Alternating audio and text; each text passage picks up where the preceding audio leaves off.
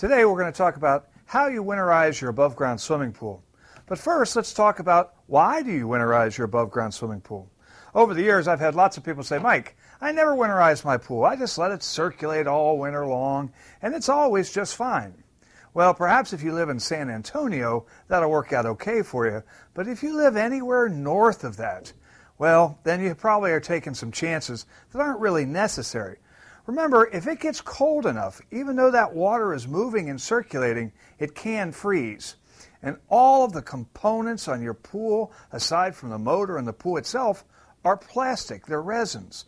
So if the water freezes, and freezes solid, it will expand and it will crack all of those parts.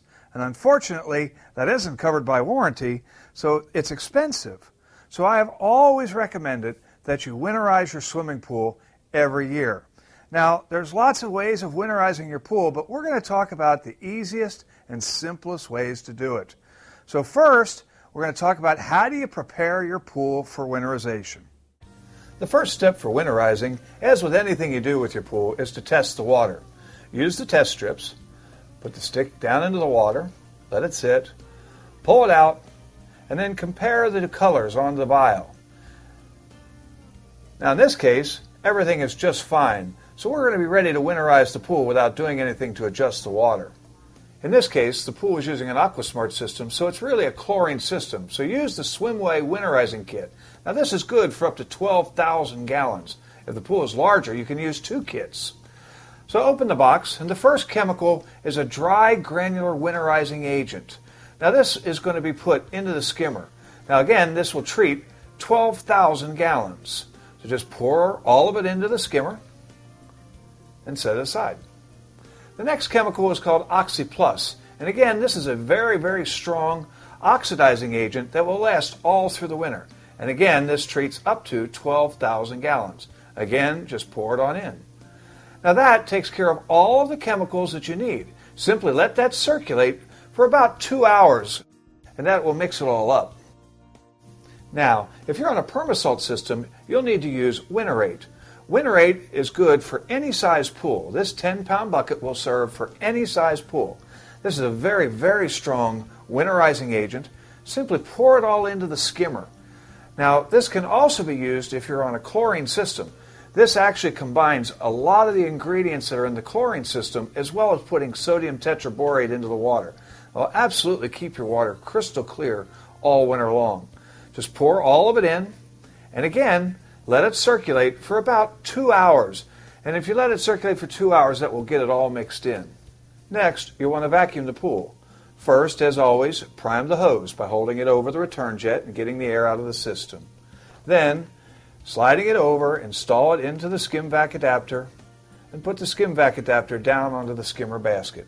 Now the water is coming from the vacuum head.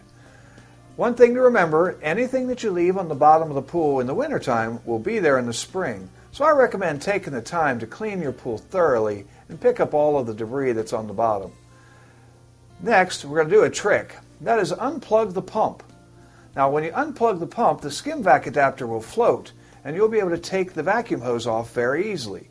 Keep the hose down under the water. Now remember, that hose is full of water, so keep it under the water, and in one quick motion, take it up and over the top seat and down onto the ground.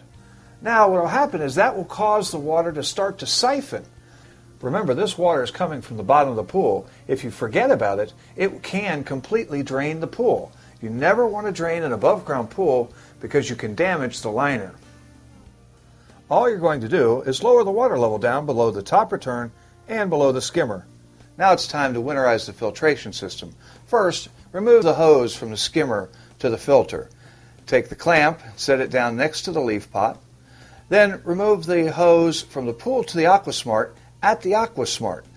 This way it'll be easy for you to remember what hose goes where when you hook it up again in the spring. Take the clamp again and put it down next to the leaf pot. Now it's time to winterize the AquaSmart system. Remove the lid. Take the backpack, which as you can see is now empty, and simply discard it. Next, remove the AquaSmart mineral system, the mineral reservoir. Again, simply discard it. At the end of each season, it has been used up. It cannot be reused next year. Next, we're going to lower the water level in the filter. Simply open the drain cap at the base of the sand filter system, and that will let the water out.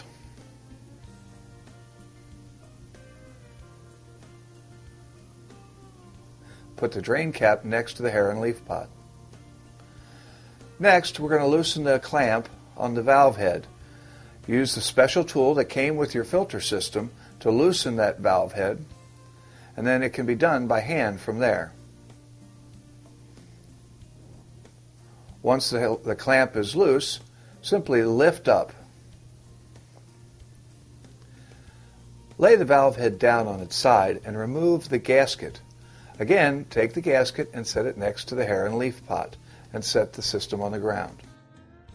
Now it's time to winterize the pump. First, loosen the lid to the hair and leaf pot and take it off. Next, use a channel locks and loosen the nut, the union that connects the pump with the hair and leaf pot. Just loosen it and then you can remove it by hand. Simply use your hand, unscrew the union, and the hair and leaf pot will come off.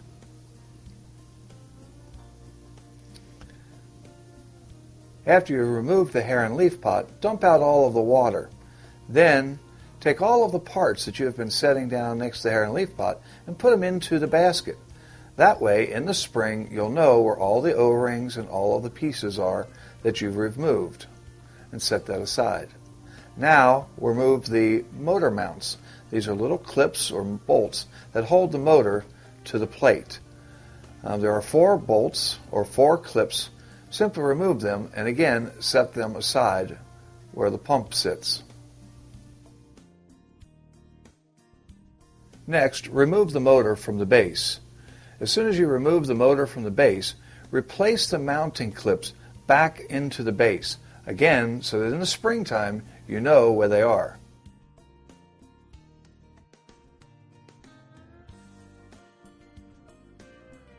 Now that all the loose parts are in the hair and leaf pot, put the lid back on and secure it to keep them in there.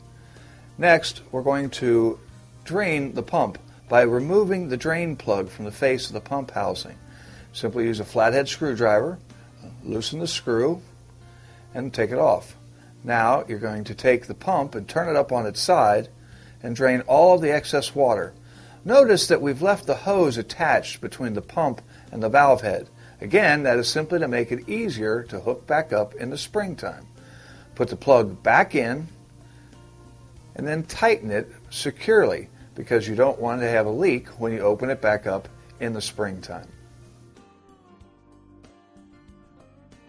Now we're going to reattach the hair and leaf pot.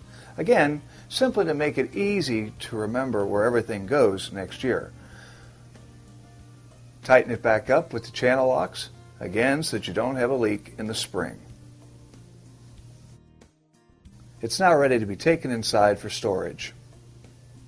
Next, we're going to dump out the sand from the sand filter system. There are 2 techniques. One technique is the old-fashioned manual way, where you simply use your hand and scoop out the sand and dump out the excess. The other technique is a little less gross. Use a shop vac if you have one, or if you can borrow one from a neighbor. It's a whole lot easier.